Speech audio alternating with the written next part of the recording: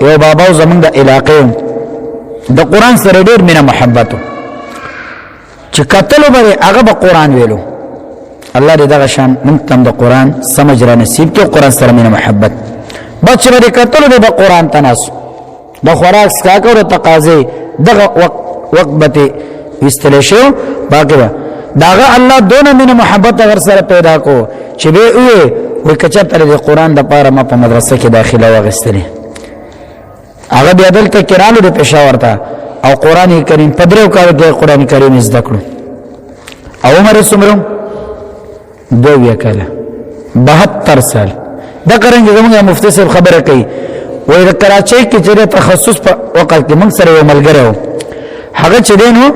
دا کرنګ الله تعالی علم نصیب کړو د 72 سال په عمر کې چې دینو هغه د علم نه فارغ شو. زما عزت مندو علم قرآن ویل قرآن سره چې دینو نزدېواله حاصلول دا د عمر زمونږ استادونه نه غواړي چې زه چې دینو نوجوان ما په نوجوانۍ کې چې دینو قرآن وایم په بډاوالي کې چې دینو الله پاک انسان ته چې دینو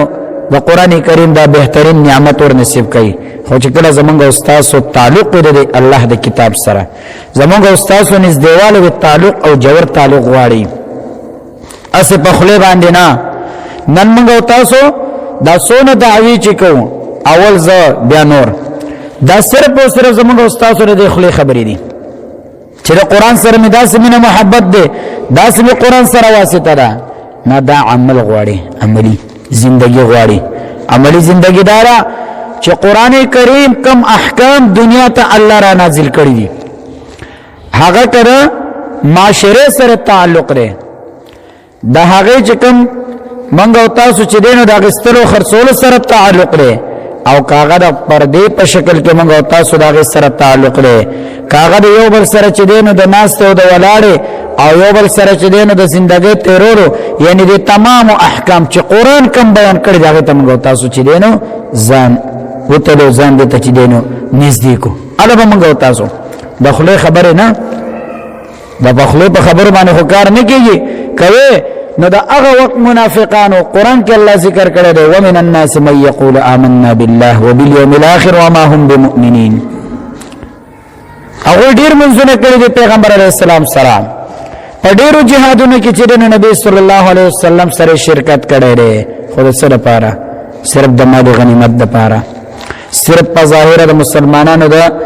ضرر نه بچ کولو لپاره چې ما باندې څوک چې نو ظاهر کې څوک لا سوچتنه کی چې د دین سره تعلق نشتا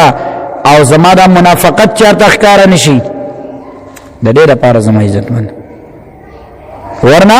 کوي د پیغمبر علیه الصلاۃ والسلام پس په سب کې نبی علیہ الصلوۃ والسلام پس موږ کول دا وړه خبره نه ده. استاد وګورئ خلک چې دین سونا دا لوی زموږ استاد مشران دي الله دې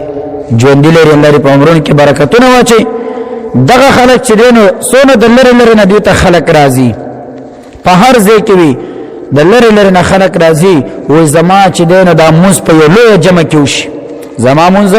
په لوی جمع کې وشي چې زما موږ الله تقبل شي زما موږ قبلي یو کنه ته دې نور خلکو د مشرانو په وجه الله زما موږ قبول کی دغه رنګ نبی صلی الله علیه وسلم پس جمع کول دا ډېر معمولی خبره نه دا لوی سعادت خبره وا خو زما عزتمند مسله سوا دنه د زړه لوخي دا خراب دا زړه خراب دا زړه د دنیا د محبت نه ډک دا زړه چې دینو د دنیا د مال لپاره جوړ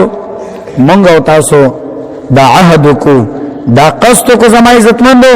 چې خپل بچ دینو ز قرآن سره تعلق ساتم حتی وسه پورې با زه قرآن کریم سره چې دینو تعلق ساتم او قرآن سره چې چا تعلق ساتلې لري مونږ تاسو ته لوټه وای لوټه خاور را